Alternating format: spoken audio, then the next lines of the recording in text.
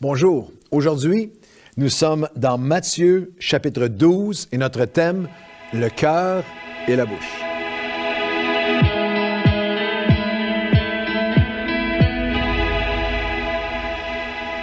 Bonjour à tous et bienvenue à votre café matinal. Nous sommes dans Matthieu, le 12e chapitre. Et les 11 premiers chapitres sont là. Vous savez que nous traversons les évangiles chapitre par chapitre, un café matinal par un chapitre par café matinal. Alors, les 11 premiers sont déjà là. Partagez avec tous vos contacts, que on puisse faire ce pèlerinage de foi et redécouvrir les évangiles d'une manière toute spéciale ensemble. Aujourd'hui, Matthieu 12, notre thème, le cœur et la bouche. Et je vous avertis, ça commence fort. En plein cœur du chapitre, Jésus, il va toujours direct n'est pas le mot, c'est un euphémisme, complètement politiquement incorrect, alors que Jésus dit dans Matthieu 12 et le verset 33, dites que l'arbre est bon, et vous dites que l'arbre est bon et que son fruit est bon, vous dites que l'arbre est mauvais, que son fruit est mauvais, car on connaît l'arbre par son fruit. Race de vipères. Comment pourriez-vous dire de bonnes choses, méchants comme vous l'êtes, car c'est de l'abondance du cœur que la bouche parle. C'est de l'abondance du cœur que la bouche parle. C'est un de centaines de passages bibliques comme le Proverbe 18, 21. Proverbe 18, 21, la mort et la vie au pouvoir de nos paroles. Que nous avons le pouvoir de donner la mort, la vie spirituellement, moralement, dans un couple, dans une famille, dans un mariage avec nos enfants, nos amis, en personne, en ligne, sur les médias sociaux. Il y a une autre version de Proverbe 18, 21 qui dit « Nos paroles tuent ou nos paroles donnent la vie. Elles sont poison ou fruits. À nous de choisir. » Saviez-vous que selon les chercheurs, ça m'a renversé, selon les chercheurs, nous ouvrons la bouche pour prononcer des paroles 700 fois par jour, en moyenne. Que nous prononçons 18 000 mots par jour, là, en moyenne. Ça, c'est la moyenne des ours, c'est la moyenne des citoyens. Quelqu'un comme moi, ça doit être plus. Un des versets les plus décourageants pour moi dans toute la Bible, c'est le verset qui dit « Celui qui parle beaucoup a beaucoup d'occasions de pécher. » Parce que je passe ma vie à parler, alors je dois être au-delà. Imaginez, 700 fois par jour, on ouvre la bouche, 18 000 mots. Il y a quelqu'un qui a fait un peu de mathématiques avec ça. Les 18 000 mots équivalent à 54 pages imprimées par jour. Dans une année, nos paroles, vos paroles et les miennes dans une année, êtes-vous prêts, écrivent 20 volumes de 1000 pages chacun. On en dit des choses.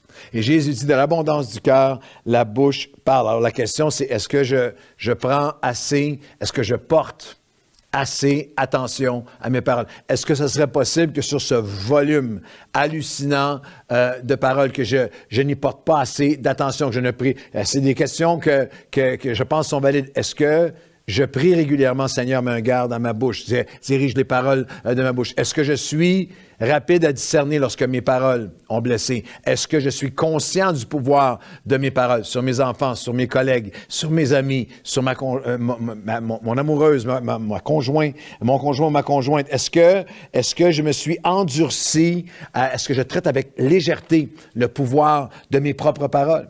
Dans Matthieu 12, Jésus enseigne plusieurs choses sur le cœur et la bouche. La première, c'est que nos paroles nous identifient, nous révèlent spirituellement, nous dévoilent. Alors, on regarde toujours dans Matthieu, le 12e chapitre, et au verset 33, vous dites que l'arbre est bon, et si l'arbre est bon, le fruit va être bon. L'arbre est mauvais, le fruit va être mauvais. On connaît l'arbre à ses fruits. Race de vipère, comment pourriez-vous dire de bonnes choses, méchants comme vous l'êtes? C'est de l'abondance du cœur que la bouche parle.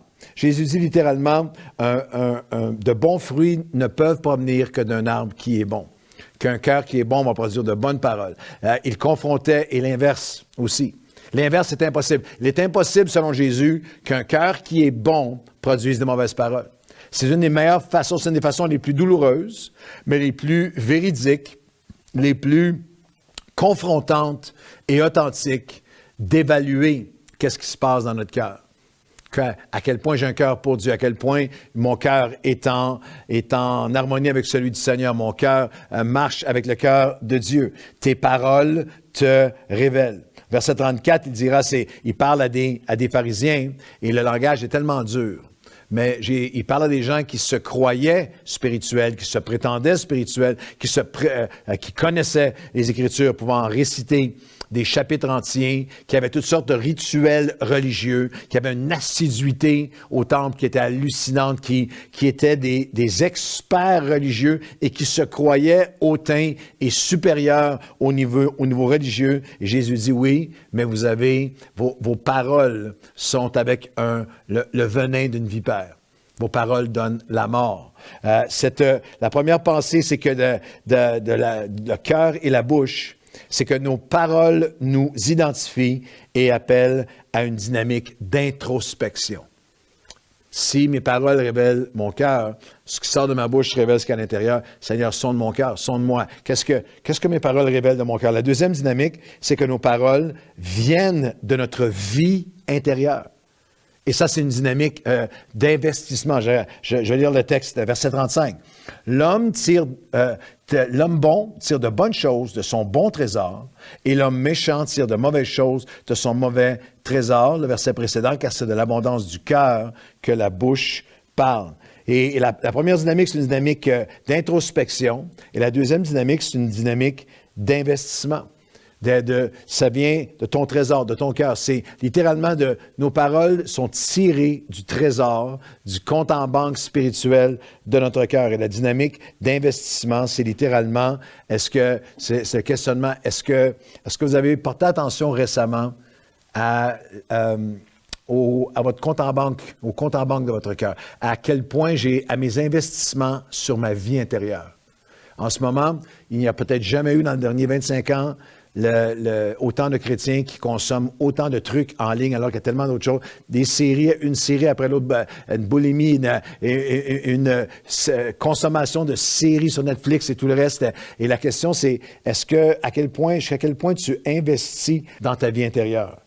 J'ai investi dans ma vie intérieure de consommer des prédications en ligne, des cafés matinaux, du worship, de la lecture qui vient nourrir mon âme, des relations. J'appartiens à un groupe Zoom où je parle, mes relations des gens autour de moi. Jusqu'à quel point est-ce que j'ai investi dans ma vie intérieure? Parce que de mon trésor, du trésor de ma vie intérieure va émerger les paroles de ma bouche qui vont donner la vie ou qui vont donner la mort. Alors, lorsqu'on regarde à cette dynamique des paroles de Matthieu 12, le cœur et la bouche, nos paroles nous identifient, nos paroles viennent, et ça c'est une dynamique d'introspection, sonde-moi ô Dieu, sonde mon cœur.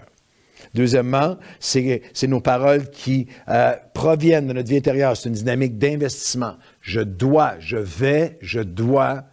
investir dans ma vie intérieure. Plus j'investis dans ma communion avec Dieu, à nourrir ma vie intérieure, plus de mon cœur vont émerger des paroles de mon trésor. Du trésor de mon cœur vont émerger des paroles qui vont donner la vie. Et la troisième dimension, c'est que nos paroles sont d'une immense importance avec des implications spirituelles dans l'invisible qui sont vraiment insoupçonnées. De l'abondance du cœur, la bouche parle, Matthieu 12. Et tout de suite, la suite, verset 36, je vous le dis, au jour du jugement, les hommes rendront compte de toute parole vaine qu'ils auront proférée. Car par tes paroles, tu seras justifié, par tes paroles, tu seras condamné. Très intense. La notion qu'on va rendre compte à Dieu pour chacune de nos paroles. Et en fait, le chapitre entier, il y a une progression. Je vous donne ce devoir de regarder à la maison. En plein cœur du chapitre, vous avez le cœur et la bouche. Vous avez de l'abondance du cœur, la bouche parle. Mais remarquez bien la progression du chapitre. Dans la première portion de Matthieu 12, Jésus confronte le sabbat, une forme du sabbat, une forme de la fidélité à la synagogue qui est complètement vide de sens. Et c'est illustré d'une manière hallucinante parce que le sabbat était pour le repos. Tu n'as pas le droit de travailler le sabbat. Il y avait toute une réalité et raison spirituelle pour laquelle Dieu l'avait instauré. Mais il l'avait tellement tordu. Et lorsque Jésus guérit, Matthieu 12, il guérit un homme qui avait une infirmité. Ils se mettent à proférer des paroles insensées de l'abondance de leur cœur, de leur trésor si pauvre spirituellement, se mettent à dire, tu n'as pas le droit de travailler le jour du sabbat, c'est interdit de faire le bien le jour du sabbat. Alors, suivez bien la progression. Comment Jésus confronte le sabbat, le religieux vide de sens, qui est trahi par des paroles qui donnent la mort. Et la deuxième portion du chapitre, versets 16 à 32, Jésus confronte littéralement la dynamique satanique. Vous regarderez, il parle littéralement de Satan, du démoniaque, de toute la dimension démoniaque, même parmi ceux qui s'assemblent en son nom, mais qui sont trahis par leurs paroles qui donnent la mort. Et ce n'est pas le seul endroit où les deux sont associés. À plusieurs endroits, la signification, une dynamique de réalisation des implications spirituelles de nos paroles. Dans Jacques, vous regarderez à la maison, dans Jacques chapitre 3, le célèbre chapitre où il nous parle du pouvoir de nos paroles, Jacques fait le même parallèle. Il fait toute une série d'analogies pour dire l'importance des paroles. Puis il dit, voici comment la langue, nos paroles sont comme un petit feu. Jacques 3, 2 à 6. Semble être un petit feu, mais peut embraser une grande forêt. La langue est un feu, c'est le monde de l'iniquité. La langue est placée parmi nos membres, souillant le corps, enflammant le cours de la vie, elle-même enflammée par la géhenne. On parle ici de l'enfer. Il y a littéralement encore ici avec Jacques la même analogie que Jésus, que dans nos paroles, il y a non seulement la vie et la mort, mais il y a une importance, des ramifications, des implications spirituelles. L'ennemi, le satanique, peut utiliser nos paroles. Il est en fait décrit, Satan lui-même, comme l'accusateur des frères. Dans Jacques 3, la suite, il relèvera la même analogie, puis il dira, il y a deux sortes de sagesse, deux sortes de paroles. Une qui est de Dieu, une qui est diabolique, qui est terrestre, charnelle et diabolique. Alors, suivez bien la progression lorsqu'on parle de nos paroles sont d'immense importance, avec des implications spirituelles, insoupçonné dans l'invisible. Alors, il dénonce le faux sabbat et il dénonce également toute cette dynamique satanique et la dynamique de nos paroles et de tout le combat spirituel. Et tout de suite après, ça c'est ce qui précède, au milieu, l'abondance du cœur, la bouche parle. Et tout de suite après, un miracle est refusé. Tout de suite après, alors quelques-uns des scribes et pharisiens prirent la parole et dirent, « Maître, nous voudrions te voir faire un miracle. » Il répondit, « Une génération méchante et adultère demande un miracle, et il ne lui sera donné d'autre miracle que celui du prophète Jonas. » Le surnaturel, le sabbat, le satanique, et le surnaturel qui est refusé à cause de l'abondance du cœur, des paroles. J'aimerais vous dire qu'il y a énormément de chrétiens, d'églises, de mouvements d'église où il y a le sabbat, où il y a le pieux, où il y a tout le reste, et il y a même peut-être les chants sur le combat spirituel, la connaissance sur le combat spirituel, mais par leurs paroles, par nos paroles, les uns envers les autres, par l'amertume, par l'esprit de dispute, l'esprit de conflit, d'accusation, en personne ou en ligne, ont complètement éteint le surnaturel. Un miracle nous est refusé à cause de nos paroles, à cause du manque de compréhension de l'impact dans l'invisible. Et la dernière notion, c'est que nos paroles non seulement peuvent, mais doivent être inspirées par une dynamique d'inspiration. Il y a une dynamique d'introspection, une dynamique d'investissement dans le trésor de mon cœur pour que mes paroles puissent donner la vie, une dynamique où je comprends les implications spirituelles de mes paroles, tout ça dans Matthieu 12. Et je termine une dynamique d'inspiration spirituelle, que mes paroles peuvent et doivent être inspirées par l'Esprit. Matthieu 12, c'est les mots, juste entrer dans votre cœur à nouveau, alors que dans l'évangile de Matthieu, il est cité Ésaïe 42, une description de notre Seigneur. Voici, verset 18, « Mon serviteur que j'ai choisi, mon bien-aimé, en qui mon âme prend plaisir, je mettrai mon esprit sur lui et il annoncera ma justice. » Alors que l'esprit sera sur lui, il communiquera la vie. Il n'éteindra jamais, il ne jettera pas le roseau qui est cassé, il n'éteindra pas, verset 20, la flamme même vacillante qui brûle encore.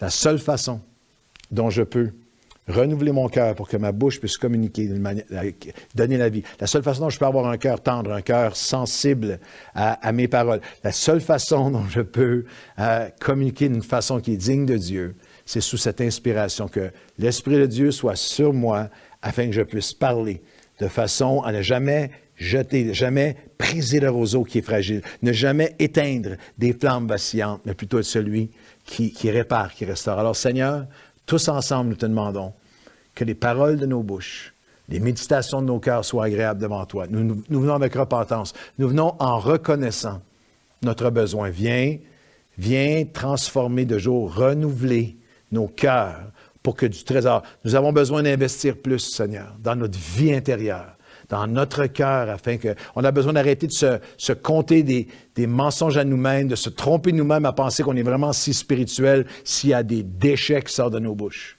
Seigneur, c'est ce qui sort de notre bouche, c'est le baromètre, c'est l'état de notre cœur. Alors aujourd'hui, on t'offre nos cœurs, on t'offre nos bouches, mets un garde à nos bouches, inspire nos bouches, que l'Esprit du Seigneur soit sur nous, afin que nous aussi, on puisse proclamer espoir, vie, encouragement, mesure, pardon. On s'offre à toi, Seigneur, nos cœurs et nos bouches. Au nom de Jésus. Amen. Bonne journée.